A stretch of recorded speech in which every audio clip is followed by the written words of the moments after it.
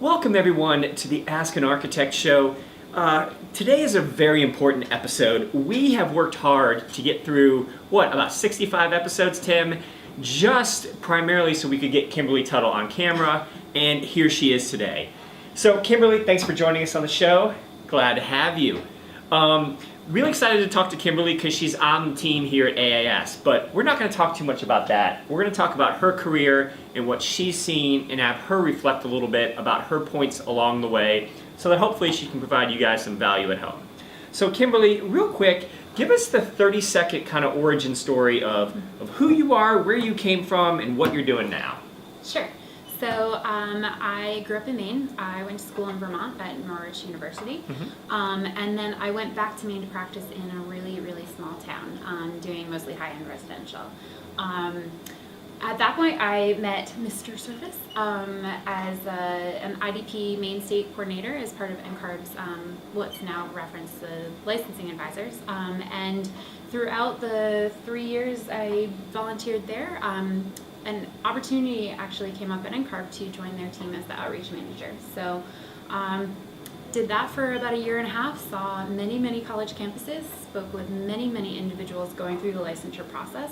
And at that point, Nick asked me to join the AIAS team. So really doing partnerships, bringing in careers and events and stuff like that for you all. Cool. Kimberly, let's go back a step to your architecture career before you came into NCARB and AIAS. You mentioned you were working in Maine, some smaller firms.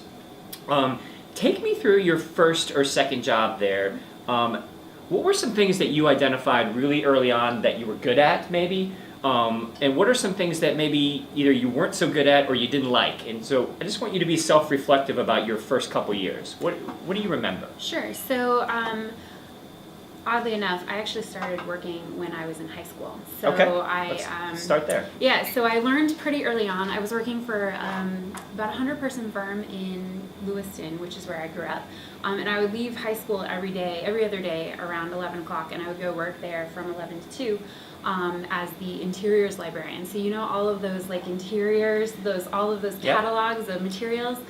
I recorded those and ordered new ones and updated them.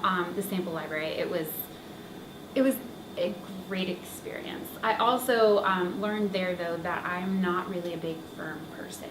I definitely like smaller firms. The big firm, I just felt like I could get lost there. And so my first internship in college was at a small 12-person firm on the coast of Maine. And as soon as I started working there, my portfolio, my work in studios got better, and then I eventually went there full-time. So that was amazing. I really enjoyed that experience. All of my architectural experiences since then have been in small firms. I found that I'm also, which I think you realize, I also get my hands into everything, whether it's marketing or talking to clients, or even at some points I would babysit clients' kids while they were in a meeting with my boss, which, you know what, as an intern, was kind of fun, and you actually get to meet some really interesting people in different ways. So that was kind of fun. I did a lot of different things. I enjoyed practice. I found like I didn't really get motivated for my IDP and the ARE back then in my first job. And then I had an opportunity, so this was right in the middle of the recession. I had a wonderful opportunity to go work at another firm, and I was feeling a little down about where I was, and I wasn't really feeling like I was as valued as I could be. And so when I made this move, it was an eye-opener for me, and that really was the push to get me to finish my license and just really kind of wrap everything up and get that license. That's really interesting, and I want to dive deeper into that pivot point. But before I do, I just want to highlight, you kind of noted all the positives, or some of the positives of that small firm environment. I was going to ask you, what about it did you really enjoy, but you highlighted the chance to get involved in so many things. You were, not only did you have a personal relationship with the people you worked with, you were in the marketing side, you were doing operational things, and you were still doing design. So if that type of mentality and psychology appeals to you, well then, a smaller firm might be advantageous, right? Absolutely. So let's go back to this pivot point where you said you weren't feeling so hot about things, and a new firm kind of opened your eyes. Take me down a couple layers on that. Why were you down? What were you down about? Was it the job? Was it the economy? Was it your personal life? Like, what was it that made you think, shoot, I need a change? And then what changed to make you open your eyes? Yeah. Like, Actually, what was it was all of the above. The economy was tanking. It was 2009. 2009, okay. So I actually applied for a job as a tour guide. Like, I just wanted out of architecture. I wanted out of Maine. Okay. Small town. I wasn't meeting a lot of new people. So, personal life, the economy. I had gotten laid off for about 6 months at that point. And my boss was very, very gracious and generous. And I still was able to stay in my apartment and do all that. But, 6 months of being laid off is kind of a tough hit as well. And then I just randomly, and this is, I think, where the whole networking piece really kind of came together for me, is that I had some friends who had started at the firm I was at, and then they had started moving on to this other firm. And I thought, I'm never going to apply there because I know how my current boss feels about that firm. Like, they've stolen all his employees. And so one night, I was feeling kind of a little bummed out, didn't really have a lot of friends. 5,000 people, a really small town. Yeah. And they invited me out for drinks, and one of them sidles up to me and he's like, so are you happy where you are? And I was like, well, I'm literally the last architectural person in this office. Like, we don't have a lot of work right now. The economy is tanked. And he was like, okay. And then the next day, they called and asked me if I wanted to come in for an interview. So when you said that opened your eyes, or the new firm opened your eyes a little bit, what was eye-opening? Oh, so because I was feeling like in my personal life with the recession, I wasn't really engaged at work. I was kind of just depressed all around. And I got to this new firm, and I didn't really feel like at that point, I had a lot of the support that this is what I was meant to do, because I was bored. We didn't have any work really. And so I got to this new firm, and I remember one of my colleagues had been called as a reference, and he's like, just trust that she will do good, because I know she seems really insecure right now, but trust that she will be good at this. And so they kind of gave me that faith in myself back, and at that point I kind of took a couple months and then really hit the ground running, and from then it was like that was it. It was that lift I needed from someone else that had faith in me. Yeah, I think that's a great story, and I think that's really poignant for our listeners in particular, because if you look, people looking at you now from the outside, especially in our AIAS or student audience, see a very polished professional who you've made great strides in your career at a relatively young age, comparatively in this profession, and so you're looked up to, and you've done it relatively quickly. At the same time, there have been points along the way when things always weren't so rosy, and you had to figure out a way to kind of pull yourself up and move on to that next step and find what's bigger and better out there, and you did that. So I think that's a great story. Let's move to the next step, because so you're working in firms, and then you come over to NCARB, and you make that transition. You decide that that's the right next step. Cool, we've decided that. But once you get there, what do you realize that you really like there? Because you stayed in this world here. And what did you maybe realize that, oh shoot, I might have some learning to do in this? Mm-hmm. So what were you immediately good at, and what did you need to kind of pick up pretty quickly?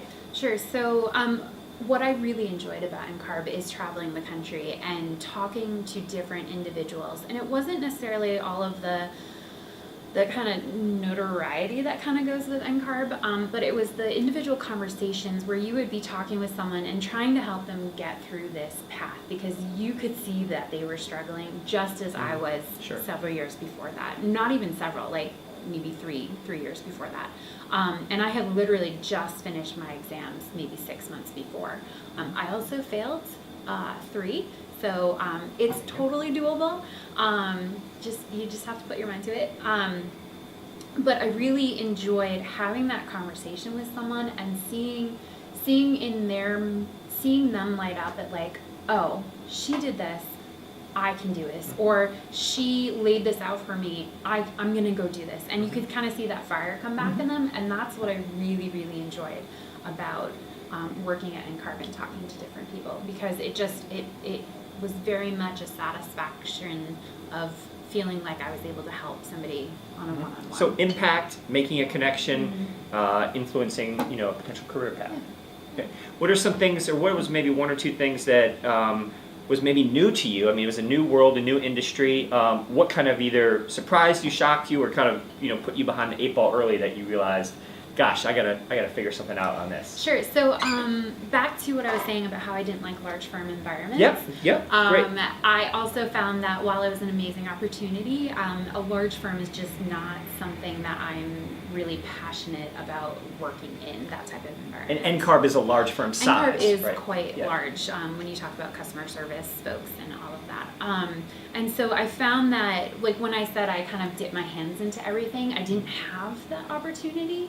And so that was a struggle for me, and something that I did not do well at, trusting other people to, just handing it off and expecting it to come back. So that was difficult for me.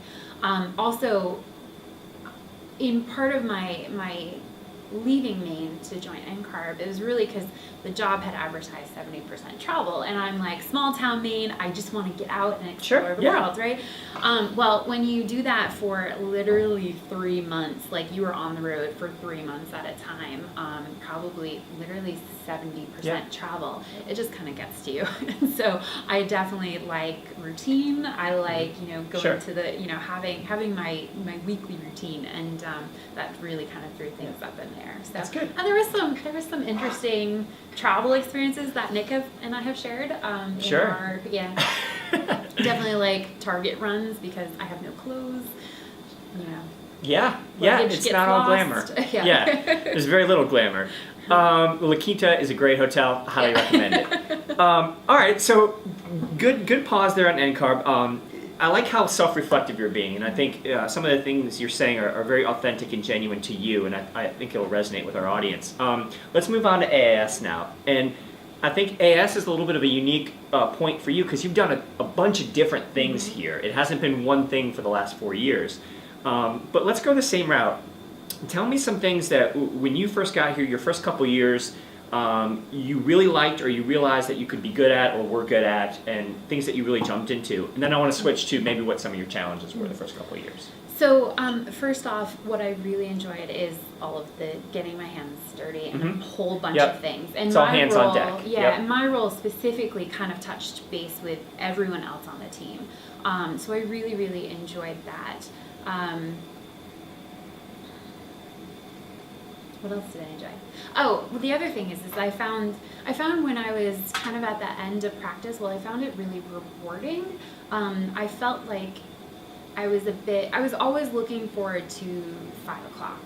And so I just wasn't as excited about practice. I was excited about going on site visits and seeing my buildings come to life, but I just wasn't. I felt a little bored by it, and so by coming to NCARB and then even AIAS more so, I felt like everything I did was a challenge, but a good challenge. Like, I don't quite know how to do this, but it can't be that hard, I'm going to figure it out. And so that I've thoroughly enjoyed, because every day, I mean, it can be 7 to 8 o'clock at night, and I still am like, oh my gosh, where'd the time go? Whereas opposed to, 3:30 every day, I'm like, oh, what. That's a great gauge for anybody. I mean, if you're watching the clock, well, maybe that's not the right spot for you to be long term. If you're finding yourself hitting that, end of the day mark before you even realize it was the afternoon, well, that means you're engrossed in what you're doing and you're passionate about it, and that's probably a good sign. Yeah. So, what are some challenges that maybe you had at AIAS along the way? Well, because it's a small firm, you also deal really closely with people. Sure. And I have one style of working, and just learning how to work with other people very, very closely can be a challenge, because you are used to either being very vocal or maybe more closed off, and you find that someone you're working with might not do things the same way. And so just trying to respect and understand how other people work, while also trying to find a way to get your initiatives accomplished. So that was definitely something I've learned multiple times over the past 3 years. But you have conversations and you talk to people and you try and be open, and hopefully you grow from that. So what I love about your story, your whole story, but also just knowing you from your time here at AIAS and watching that evolution, is that not only have you evolved, but you've evolved through self-reflection, and you've evolved genuinely so that you're still yourself. Whether we're tweaking something or the other, whatever it is, you're tweaking it in a way that you know that you can then carry it out and be successful, because it becomes part of who you are. You do it in your own way. It's not just change for the sake of change or adjusting for the sake of adjusting. You have to make it work for you too, whatever that challenge might be. Because and so if you don't, it won't ever. It's not real. Yeah, and Yep. it won't become human. Your human nature. So you're never going to grow, and you're never going to get past it if you can't learn to hopefully adapt. Yep. Yeah, exactly. Kim, tell me, what is your favorite thing about working at the AIAS overall? If you look at the whole totality of programs or your job or the people, whatever it is, maybe it's just the Beaux-Arts ball on New Year's Eve. What's the one thing that really fires you up, or that you're just excited about every year, you look forward to, and whatever day or night or thing that is, you enjoy it? I really love it when students first show up on site to a conference and really starting to feel the energy, because there's all this tension for us as we are planning it and wondering if it's going okay, and just seeing everyone start to arrive and start to enjoy themselves and seeing the cool things that we have put together, I think is really rewarding. I think that's probably it. And also connecting students with, I really enjoy the networking aspect of it, and maybe not the networking, but being a connector, or a person who connects people with what they're looking for. So whether you are looking to connect with a mentor, I probably have someone in mind. If you tell me hey, I'm looking for a mentor, I probably have someone in mind who would love to help you out. And I like being that bridge or that connector to help students get to where they want to be. It's great. It's good. It's better than I would say. So, Kim, let's learn about you personally a little bit as we wrap up here. I think our audience appreciates knowing a little bit about our guests as people and as individuals. And I think that's important. So, can you tell us something that you're consuming right now, either a book, podcast, movie, a restaurant that you can't get out of your head? What is on the top of your brain that you are obsessed with right now that you think either might add value or might just be fun for our audience to know? Well, Nick actually just recommended a book, Can't Hurt Me? Can't Hurt Me, yes. Can't Hurt Me by David Goggins. Goggins, yeah. And exactly. He definitely recommended the audio version, the Audible version, and I just started listening to that this morning. Nick put such a high review on it that I'm excited to grow personally by what this book says it can do. So Cool. It's supposed to challenge you and help you, not even motivate you, but That's right. But what's the other Because motivation is fleeting. Yes. Yes. Yeah. So I'm really excited to kind of dive in. I'm 4 chapters in so far. So That's good. David Goggins, Can't Hurt Me. Well, Kim, this has been great. Is there anything else you want to tell our Ask an audience before we sign off here?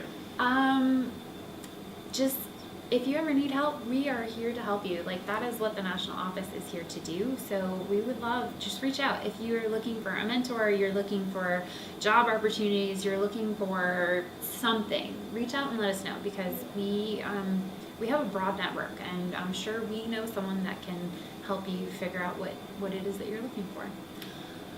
Yeah. Great. Well, Kim, I hope to see you on this show more often, maybe in another role. We'll see how the future goes. But with that said, thank you very much for joining us, and we'll see you next time on the Ask an Architect show.